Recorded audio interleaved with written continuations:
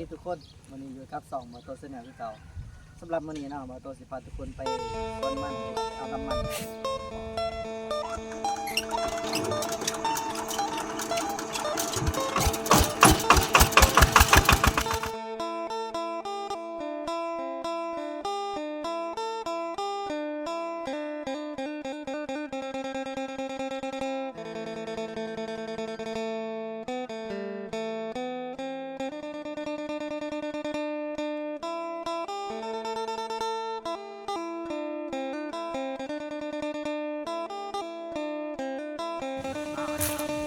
ทุกคนต้องเดินทางมาหอ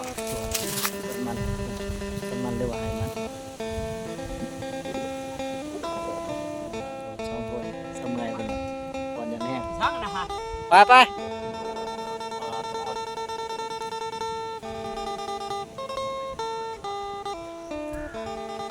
ว่ามันนี่ไม่ได้ว่าใหญ่ทุกคนสุดยอดเลยขนาดบริใส่ฟุ้ยเลยเนี่ยใส่ฟุ้ยเนี่ยโอ้นี่จะได้หลายนี่จะได้ว่าใหญ่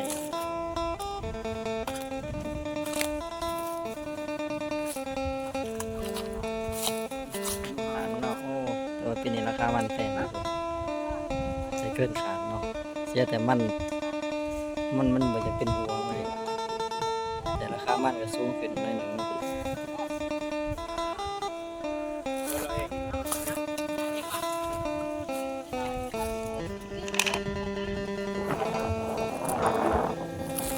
มันก็เป็นว่ามันใหญ่เลย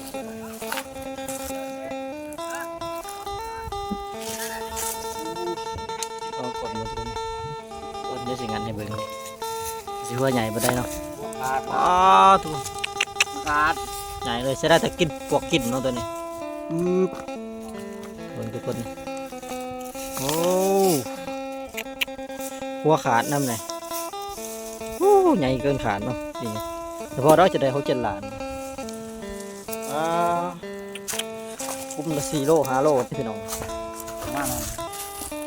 มารับ2 โลขึ้นไปเนาะจะได้คุ้ม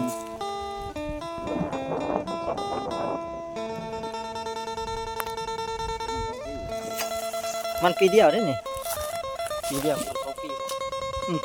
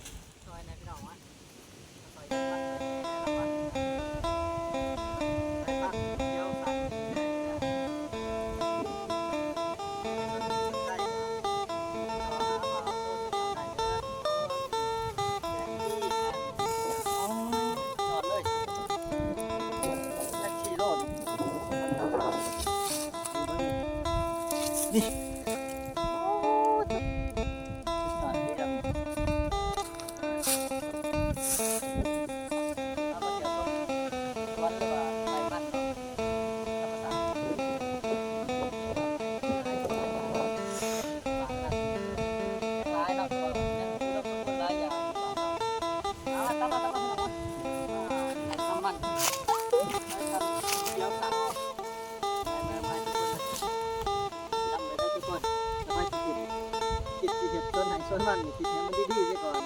ทุกอย่างลำบากนี่ตากแดดหน้าแห้งแจ่มใหม่หน้าแห้งน้ำเผาเนาะเลยมีกินดีๆจ้ะอย่าลืมเด้อพี่น้อง